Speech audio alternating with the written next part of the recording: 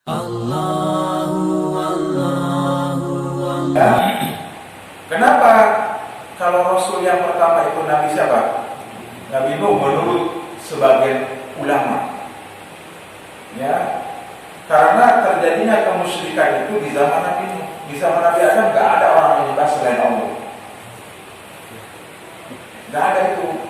Ada pembunuhan anak kan, dosa besar itu. Tapi menyembah selain Allah itu tidak ada. Kata Ibnu Abbas, 1000 tahun setelah Nabi Adam wafat. Ya, ketika Ibnu Abbas menafsirkan yang dikutip oleh Imam Ibnu Katsir surat apa Pak? Surat Nuh. Qala Nuh Rabbi gimana? Qala Nuh Rabbi innahum asawni wa taba'u ma la yazidu ma wa ila fasara. Dan seterusnya wala tadaruna alihatakum wala tadaruna wadam wala su'a wala yaqut wa ya'uqa wa nasra. Yaqut dan su'an nasra itu adalah Tuhan-Tuhan berhala di zaman siapa Pak? Nabi Musa. Sampaikan pula itu bermula nama-nama wadan su'an yaqut wa nasra ini adalah orang-orang soleh. Orang-orang yang sangat soleh.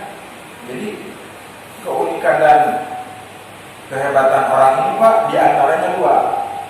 Ya, diantaranya yang dimiliki orang ini. Di samping ibadahnya tinggi kepada Allah, dia juga sering membantu. Di tafsir itu. Karena ada orang rajin ibadah, tapi kalau urusan membantu nggak mau. Ada itu. Hati-hati. Rajin sholat, kalau untuk membantu sesama, nggak peduli dia. Ini hati-hati. Nanti kan sudah jelas hakul minallah, hakul minat. Ada hak muslim lain seperti menjawab salam, menengok orang sakit, mengantarkan jenazah, kan begitu. Ya, jangan kan? Ini hati-hati kita. Ya, jadi kehebatan wadah suara Musa ini dulu, mereka orang yang sangat ibadahnya tinggi sekali.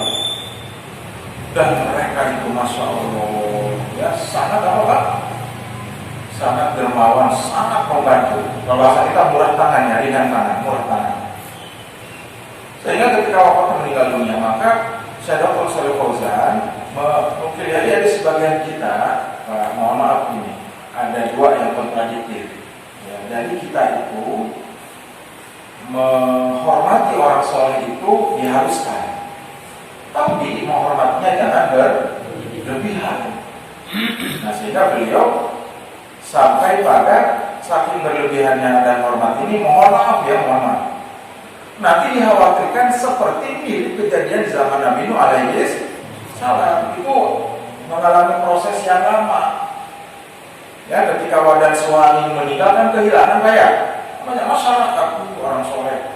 Makanya mohon maaf. Kalau ada di perumahan di kampung, ada pengajian yang mencerahkan itu, mohon maaf ya, itu harus didukung. Begitu. Ya, karena ilmu ini seperti apa? Cahaya. Coba kalau di sini gak ada ustaz itu, ya gak ada yang membimbing tilawatil Qur'annya, tafsir Qur'annya, imamnya siapa saja, kan banyak kita menjumpai. Mohon maaf ya, walaupun kita juga masih belajar, banyak yang salah, terutama membaca hukum-hukum tajwidnya, makharijul huruf dan sifat hurufnya. Jadi kalau ada ustaz itu bagus, ya, sehingga ini harus didukung, terutama oleh warga. Ini mohon maaf ya, suatu hal yang harus disyukuri, harusnya gembira nih, alhamdulillah ada ustaz. Bukan saya maksudnya ya ustaz di sini siapa aja, begitu ya. Kalau di perumahan Pak, ini pengalaman di beberapa tempat kalau ada ustaznya, nggak ada yang pas menjadi imam, apalagi taklim itu dia kurang kelihatan apa Pak, semangat, begitu. Ya, sunyi sepi. Apalagi taklimnya, bahkan sholat berjamaah pun jarang yang pada hadir, apalagi pengajian. Nah, seperti itulah kondisinya. Karena di tokoh ulama ahli ibadah dan dermawan kehilangan. Kemudian apa? Mereka ketika melewati kuburannya sekedar diam saja. Itu si bapak sama anaknya ini, itu ya, ini di sini ada kuburan orang soleh dulu. Namanya wadan su'an. Nah, generasi si bapak ini meninggal, kata ulama begitu. Datanglah kakek-kakek. Kalau di Mukasir itu kakek-kakek. Ya, kata si kakek ini pada generasi anaknya setelah pemuda remaja. Baik kalian pada sebentar berdiri ini ngingetin orang-orang ada kuburan orang soleh di sini. Segitu aja. Kayak kita dulu ada Pangeran Diponegoro, dulu ada siapa Pak? Kiai Hasyim Asy'ari, dulu Kiai Ahmad Dahlan, orang pejuang. Dulu ada Imam Bongo, ada pejuang-pejuang Islam, kalau di tokoh-tokoh di sini kan boleh itu begitu. Ya, di kampung ini dulu ada pejuang. Begitu. Nah, pintar si kakek ini. Nanti supaya tidak hilang ingatan begitu. Buat saja patungnya. Buat saja apa? Patung ini bermula. Monumen. Berbahayanya membuat patung. Ya. Pintar tuh si kakek ini, nggak usah disembah, jangan musyrik. Untuk mengingatkan saja. Buat patung bergambar wadah suara jauh persiapan ahlinya. Walaupun tentu dulu sangat sederhana. Kata ulama, ilah diharapkan yang melukis makhluk hidup, apalagi patung ini, baik itu kuda apalagi manusia. Ya, itu dua di antaranya. Kekhawatiran ada pengagungan, satu tuh ya. Kalau enggak, yang kedua ada mudohat, menandingi ciptaan Allah. Karena hadis itu jelas. Di hadis yang riwayat yang lain, si pelukis ini, Pak Bapak orang pelukis itu akan dipaksa oleh Allah untuk memberikan nyawa. Yaumil qiyamah, bisa tidak? Nggak bisa. Namanya mudohat, membuat tandingan ciptaan Allah. Dan para pelukis itu nanti akan dipaksa untuk para pemanah itu akan disuruh untuk memberikan nyawa. Ketika terjadinya, mohon maaf kembali ke masyarakat Nabi Nuh alaihissalam itu tidak disembah ada patung itu. Nah, si generasi yang kedua, generasi pertama meninggal ya, belum ada patung. Yang kedua, generasi yang ketiga mulai datang lagi si kakek ini. Kata siapa? Begitu ya, dulu dibohongin tuh. Bapak-bapak kamu itu ya, setiap lewat jangan sujud, usap saja, ngambil tabaruk namanya, ngambil tabaruk berkah. Jadi kalau kamu sakit atau apa saja, usapkan ke patung itu. Selesai usapkan ke badan kalian, maka akan disembah. Sujud nggak boleh, jangan ngomongnya gitu. Itu tertarik, namanya iltibas, membuat subhat. Ya, jadi disangka ini si kakek juga bertauhid karena dia orang sujud dan menyembah, tapi sekedar usap-usap saja boleh. Begitu tuh. Padahal itu patung, benda mati. Generasi ini meninggal sampai terjadi 4 kali ya, 4 generasi. Begitu. Datang lagi si kakek itu, generasi ketiga meninggal, anak muda. Makanya ini perlu ilmu. Jangan sekali. Ya, kita mewariskan jangan mewariskan kebodohan. Alhamdulillah tadi saya senang tuh. Ya, anak-anak kecil itu nggak apa-apa. Awal-awal ribut sedang sholat mungkin sedikit ya, dimaklumi lah. Nah, kan selesai sholat mereka ke tempat pengajian. Ya, itu daripada sore-sore apa Pak? Paling sebel barusan tadi saya lewat naik motor, di pinggir sawah anak kecil berdua. Oh mati. Sholat wassalamualaikum dicari dong ya, dicari ya. Mestinya oleh orang tua yang mana? Kita itu untuk pinggir sawah. Dicari. Ayam makau, ayam anak ayam dicari. Kok bisa anaknya nggak dicari? Sering sesat ada ini. Makanya nggak saya dengan main kenal itu habis asrama nggak boleh ada anak main handphone. Perjanjian anak saya pikir ke pondok Ustadz Mahdi itu di bidang sekarang mau dia sampai Isa nanti dijemputnya lumayan setoran.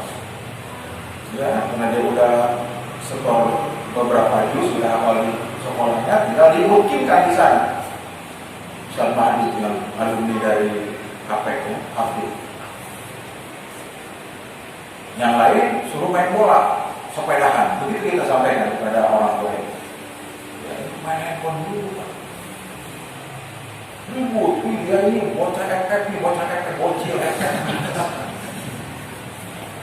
Kenapa mereka burik FF itu? Gak ngerti kita. Nah jamaah sekalian, datang si kakek ini. Ini gandum subur, gitu tuh ngomongnya. air mengalir deras, suburnya kampung ini di Babilonia ya, di Babilonia di Irak itu, Nabi Nuh itu.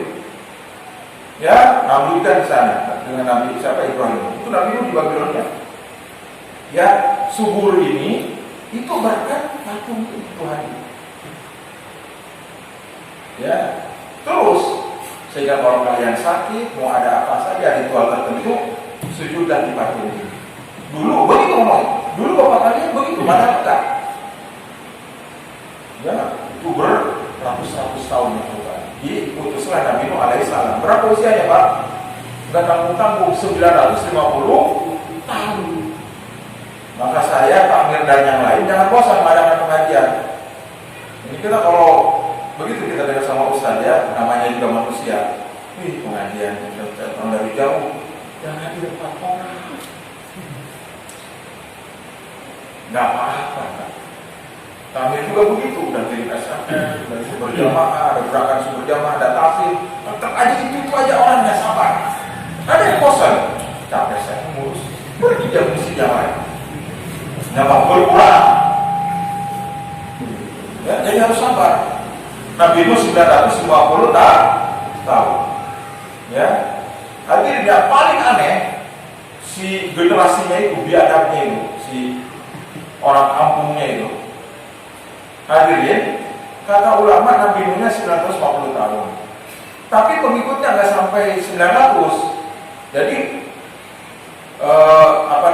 kaumnya ya, bukan pengikut yang beriman. Kaumnya itu yang ulama. Ada umurnya memang lama, 200 tahun, zaman begitu, 300 tahun, 100 tahun. Dikasih waktu lama oleh Allah juga, tapi lebih lama Nabi Muhammad, sabarnya beliau. Ya. Tapi yang aneh dan biadabnya ini, Pak, ini mohon maaf, makanya kita harus mewariskan ilmu kebenarannya. Apa? Setiap dia mau apa? Udah mencela, mencaci, memaki Nabi Muhammad SAW, mengejek. Tadi itu ada ulama, apalagi seorang Nabi, mestinya apa, Pak? Dimuliakan. Untung ada yang menyelamatkan. Orang umat Nabi, aku baca di tafsir, silakan. Ya. Kata para ulama, biadabnya kaumnya Nabi yang durhaka ini, setiap dia mau mati, bapaknya ini, yang kakek-kakek ini, yang nenek-nenek siapa aja. Nah, akhirnya si kakek ini kan pergi mati, dan mana nggak tahu kan mati. Dan para ulama menjelaskan si kakek ini adalah iblis, laknatullah. Iblis yang menggoda. Jadi generasi berapa, Pak?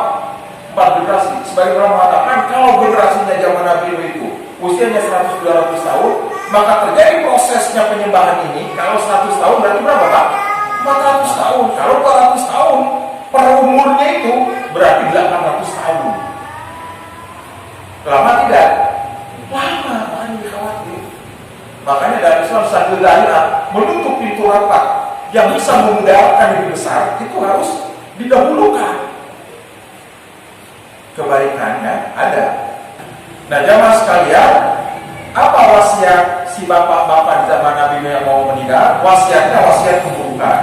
Kata ulama, biasanya ya sepreman-preman itu sejata, seburuk-buruknya orang kalau berwasiat pasti dia apa? Baik. Ini bapak ini banyak dosa preman dulu. Kalau bayangan ya, enggak ada yang begitu ke anaknya. Nah, jadi preman lagi ya. Enak jadi preman, pakai duit aja di jalanan, dapat duit banyak. Enggak ada itu. Wasiatnya paling buruk di dunia. Jangan beriman kepada Nabi Nuh. Nah, itu ada Nabi umurnya panjang banget, ratusan tahun. Ya, dari kakek Papua kita dia ada melulu. Kakek kita udah mati. Ini juga kata kakek saya, bukan kata bapaknya lagi nih. Kata kakek itu dari dulu dia hidup terus. Ini juga wasiat kakek turun-temurun. Jangan beriman kepada dia. Nah, Nabi itu mendengar itu. Bayangkan, jangan beriman. Awas. Ya, gimana Pak?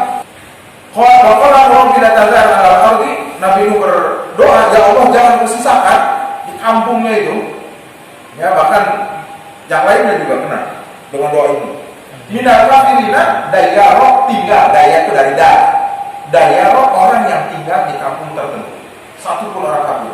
Inna kaitadaru, kalau kau sisakan mereka dan sebentar yang akan diadab. Yudhilu ibadaka, dia akan menyesatkan hambamu nih Pak. Wala yalidu illa fajiran kafaro, dan tidak melahirkan. Orang kafir itu pasti yang lahir apa Pak? Fajiran kafar, berdosa. Karena itu wasiat ya. Terus itu begitu juga. Nah, jangan beriman kalau sama. Ya, ini wasiat dari kakek Abu Balu nih. Terakhir apa dia wasiatnya? Nanti kalau kamu udah tua dan mau meninggal juga, tolong wasiat ini harus disampaikan pula. Itu bodohnya anak-anaknya mengiyakan. Ya, pasti kami akan camkan baik-baik nasihat Bapak. Kebakaran beriman. Ini Al-Quran.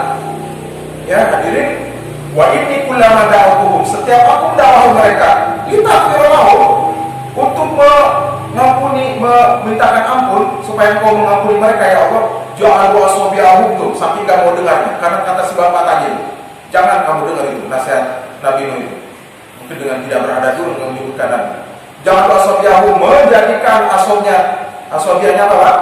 Telunjuk atau jari jemarinya di telinga mereka, wastau syawtiyahum, mereka menutup wajahnya dengan baju-baju mereka dengan dengan kainnya, wasal wastakbar istikbar, terus menerus istikbar, takabur. Jadi jangankan mendengar, melihat pun nggak mau. Nabi ini jauh seorang nabi yang mulia, penyelamat dia, masya Allah ini hati-hati ikhwafillah ya. Kalau ada tidak membenci dakwah tauhid, mengerikan. Walaupun kita dengan bidah sering ada sebagainya salah memahami. Benci dakwah tauhid. Terus menasihati turun temurun. Ya. Nah sehingga Nabi Nuh pada puncaknya, ya Allah, kalau seperti itu mereka terus berwasiat turun-temurun, saya pun berhak untuk berdoa. Jangan kau sisakan sehingga betul-betul dibunuh oleh Allah semuanya. Ada sebagian para ulama bolehnya dari hadis ini, dari dalil ini, dari hadis apa? Qunut nazirah yang mendoakan kaum yang mendolim di zaman Rasulullah sampai disebutkan nama orang per orang. Kalau ada orang yang kafir seperti Israel, menurut ayat ini dibolehkan untuk kita doakan apa Pak? Supaya dia diangkat di dunia. Ya Allah, karena kerusakannya sangat besar, membunuh ribuan orang. Sudah dialami oleh si Adil Sarwan Pak ya? Matinya perlahan, kena tumor usus perlahan, ususnya dibunting tiap bulan. Sampai gak punya usus dia. Selama berapa tahun Pak dia berbaring? 15-20 tahun. Tidak bisa ngapa-ngapain. Sehari salon itu matinya bergelimang apa? Potongan. Ususnya habis, dipotong terus. Kanker usus, berat. Sampai dia oleh keluarga, Bapak cari lainnya. Itu mungkin doa daripada umat Islam yang berlebihan, yang kedoliman. Didoakan petunjuk boleh. Doakan petunjuk. Ya, ini Nabi Nuh alaihis. La tadar al-azim dan kafirin dan dajjal. Jangan kau sisakan satu pun. Nah ulama terjadi khilaf. Bapak Ikhwan Fillah baca lagi, saya juga perlu tambahan ilmu dari antum. Apakah hanya di Babilonia saja, di Irak ya? Kan ini Irak berbatasan dengan apa Pak? Turki. Makanya kan pengungsi Irak itu ke Turki atau sebaliknya. Suriah Turki itu gabung daratannya, nggak lewat laut dia. Ya, ketika adanya banjir besar dan menurut penelitian arkeolog dunia memang pernah di dunia terjadi banjir besar. Istilah para ulama, apakah hanya terjadi di Babilonia atau di seluruh dunia? Nah, Ibnu Katsir itu merojihkan, menguatkan pendapat, mentarjih bahwa terjadi di seluruh dunia, di seluruh apa? Dunia. Ya, di seluruh dunia beliau mengambil dalil dari surat apa Pak? Surat Al-Haqqah. Ya. Inna lama tawal ma'u hamalnakum fil jariyah. Ya, inna lama tawal ma'u hamalnakum fil jariyah. Ketika air ini melampaui batas. Tokoh itu artinya tauhid itu melampaui batas. Ya sudah naik sampai ke gunung, hamalnakum fil jariyah, kami bawa kalian hai manusia dalam perahu.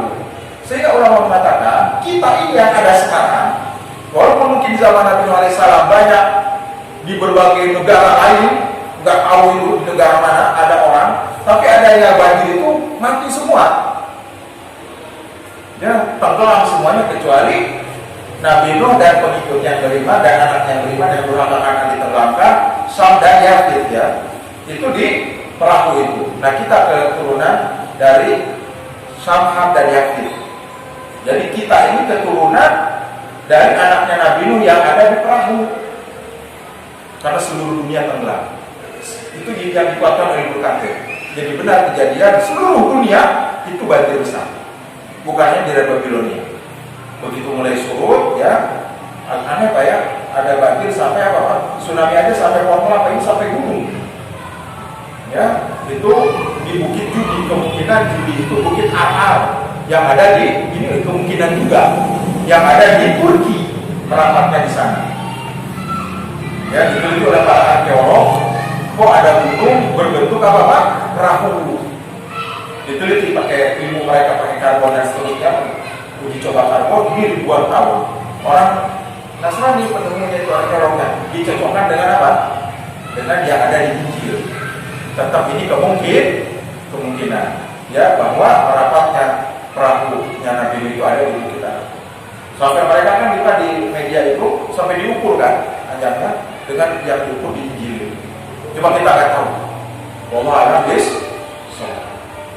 Ya, jadi kesimpulannya ini bahayanya mengagungkan patung, ya berlebihan dan bukan hanya patung. Dibahas di sini termasuk mengagungkan terhadap kuburan orang soleh. Jangan meminta ya, kepada kuburan, jangan takdim nadar atau nuzul. Karobin sesembelihan supaya afdol di sana. Ini khawatir, walaupun kita tidak menuduh langsung. Kenapa enggak kita ziarah saja, berdoa, ya, sampai meminta wahai ahli kuburan. Wallahu a'lam bishawab. Nanti pembahasan berikutnya tentang hukm istihza. Yang kelima yaitu penjelasan tentang hukum yang mengolok-olok agama dan istihanah menganggap sepele, menghinakan bihurmati dengan keagungannya. Wallahu a'lam bishawab. Ya. Jadi kalau ada yang mengatakan melukis itu tidak mengapa, ingat ya, alasannya begitu kan, tentu disembah apa sih? Ya, ada dalil kedua yang mengatakan tidak boleh, itu mudhohat, yaitu membuat tandingan. Dan nanti yang ikhtilaf nih Pak, foto itu, bapak-bapak punya foto waktu kawin di Pajang, itu nanti kita bahas. Atau tanyakan ke Ustadz ya, atau ulama atau tuan guru, Ustadz yang mengajarkan fikih, gimana itu hukum pas foto? Kalau yang darurat kayak SIM, KTP, nggak apa-apa, cuma sepakat boleh. Ini yang dipajang kayak foto pengantin bapak-bapak itu, jangan dulu. Karena ada foto, tapi ditaruh di album. Ditaruh di mana? Itu dulu kita ya, karena ada masuk foto ya. Di laci. Subhanallah wa bihamdika, asyhadu an la ilaha illa anta, astaghfiruka wa atubu ilaik. Assalamualaikum warahmatullahi wabarakatuh.